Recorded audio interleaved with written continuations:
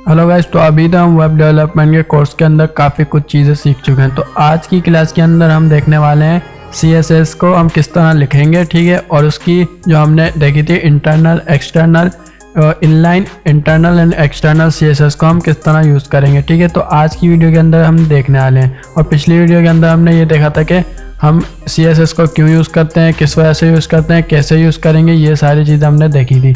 तो जल्दी से मैं यहाँ पे क्या करता हूँ, ये फाइलें यहाँ से बंद करता हूँ, एक नई फाइल बनाता हूँ। इसका मैं नाम रखूँगा ट्यूटोरियल नंबर 14.html, ठीक है। जल्दी से मैंने एक फ़ाइल बना ली। यहाँ पे बॉयलर प्लेट लूँगा और जल्दी से इसको बड़ा करके यहाँ से मैं डॉक्यूमेंट चेंज करके लिख दूँगा CSS ट्यूटोरियल, ठीक है। CSS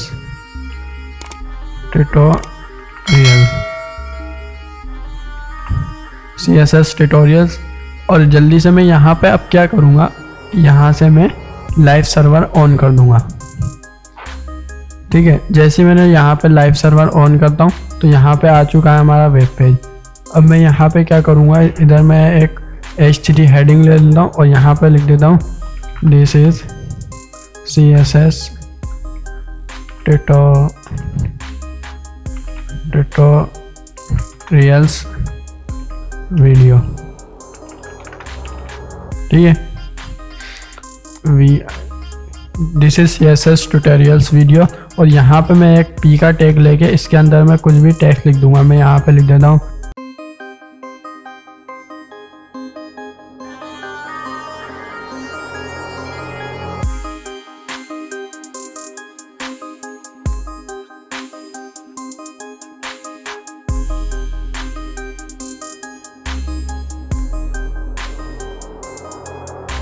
मस्त प्रैक्टिस। यहाँ पे मैंने कुछ रैंडमली एक टेक्स्ट ले लिया है और टेक्स्ट मैंने यहाँ पे लिख लिया है। अब देखें, हम लाइव सर्वर में आते हैं तो यहाँ पे ये कुछ इस तरह से हमें दिख रहा है, ठीक है। यहाँ पे मैं थोड़ा जूम कर लेता हूँ। अब देखें, सबसे पहले हम बात करते हैं इंटरनल CSS। इंटरनल CSS क्या होती है, मैंने आपको पहले ही बताया था। हम उसी टैग के अंदर क्या करते हैं, H3 के अंदर आए, ठीक है। सबसे पहले मैं इनलाइन CSS आपको बता रहा हूँ। H3 के अंदर आए और यहाँ पे लिखेंगे स्टाइल का एक टैग।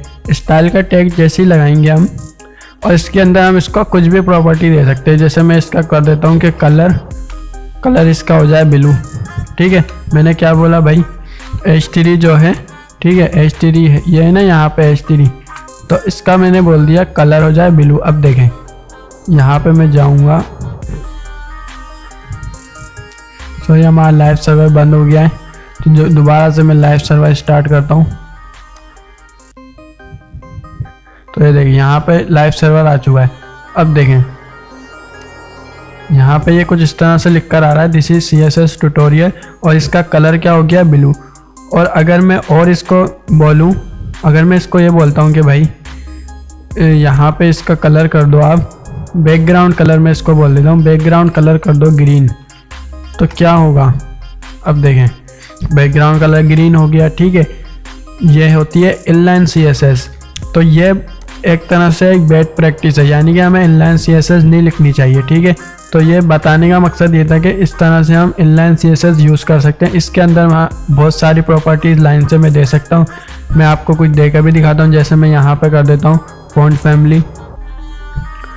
फैमिली मैं यहाँ से याली कर देता हूँ, ठीक है। तो अब देखें, ये कुछ इस तरह से दिख रहा होगा आपको, ठीक है।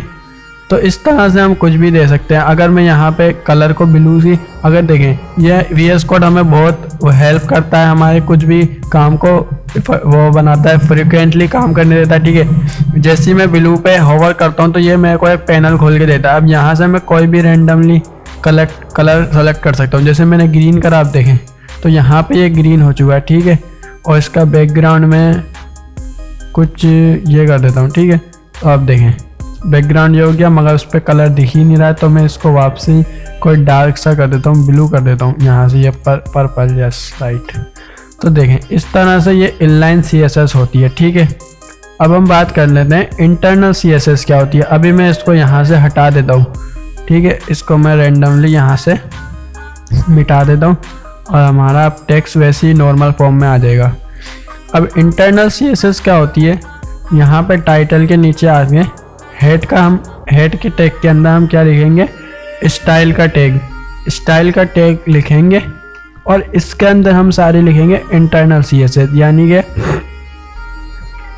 यानी कि इसके अंदर अब हम सेलेक्टर देंगे कि किसको सेलेक्ट करना है। जैसे मैं बोलता हूँ भाई H3, बल्कि मैं P को सेलेक्ट करके दिखाता हूँ, यानी कि P से मतलब पैराग्राफ सेलेक्ट हो जाए और पैराग्राफ के अंदर क्या हो जाए, मैं बोल देता हूँ भाई पैराग्राफ का जो कलर है ना, कलर इसका आप कर दो ब्लू, ठीक है, कलर ब्लू कर दो और बैकग्राउंड कलर कर दो इसका, बैकग्राउंड कलर मैं यहाँ पे कुछ लाइट सा दे देता हूँ, ये दे देता हूँ बॉलीवुड, ठीक है, और भी कुछ दे देता हूँ, फॉन्ट फैमिली यहाँ पे दे देता हूँ मैं इसको, फॉन्ट फैमिली कर दो यहाँ से भाई, ये कर दो, ठीक है।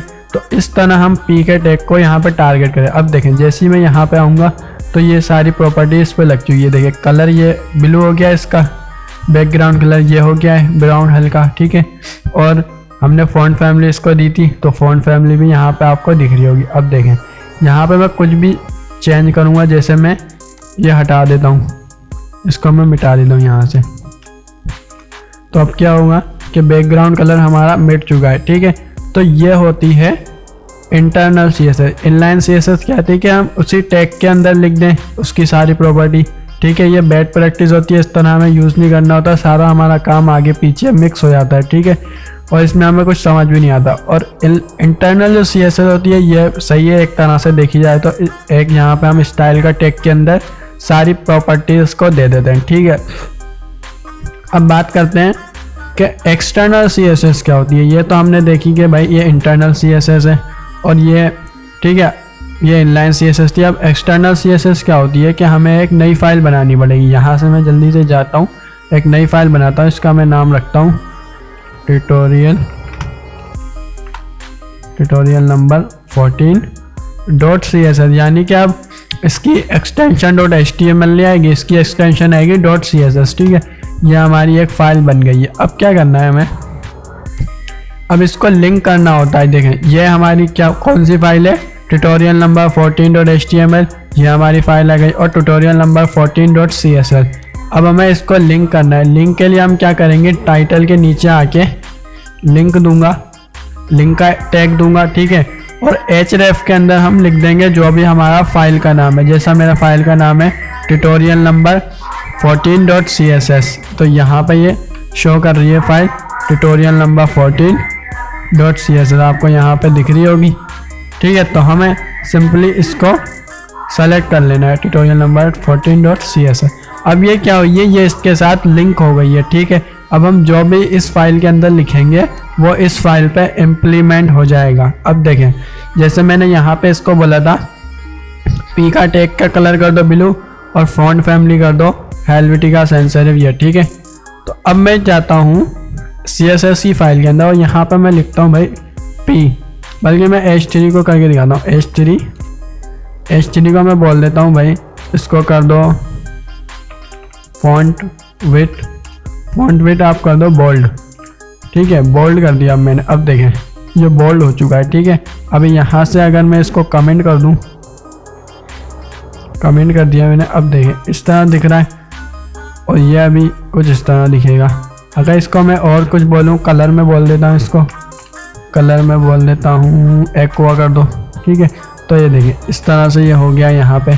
तो इस तरह हम इंटरनल, एक्सटर्नल और इनलाइन CSS लिख सकते हैं, ठीक है। अब देखें, अब आपको एक चीज़ बताता हूँ।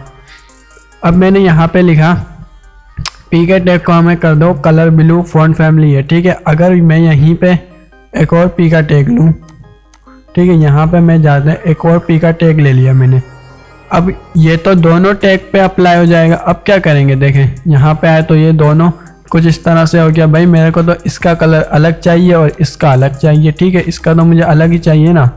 तो इस तरह हम क्या करेंगे, आईडी और क्लास को हम यहाँ पे लिखेंगे। जैसे हम इसको आईडी देंगे और इसको क्लास देंगे, ये हम नेक्स्ट वीडियो में देखेंगे। तो आपको ये कोड ज़रूर से देखना है, और अगर वीडियोस पसंद आ रही है तो लाइक करते आना, दोस्तों के साथ शेयर भी करना, क्योंकि वो भी ये चीज़ें सीख चुके तो आगे इन्हीं चीज़ों का स्कोप है, ठीक है, कोडिंग का, वेब डेवलपमेंट का, इन्हीं चीज़ों का आगे स्कोप है, ठीक है। तो आज की वीडियो में गाइस इतना ही। Thanks for watching guys this video. और अभी तक आपने अगर चैनल सब्सक्राइब नहीं करा तो चैनल सब्सक्राइब कर लेना और ये प्लेलिस्ट ज़रूर से एक्सेस कर लेना। Thanks for watching guys this video and I will see you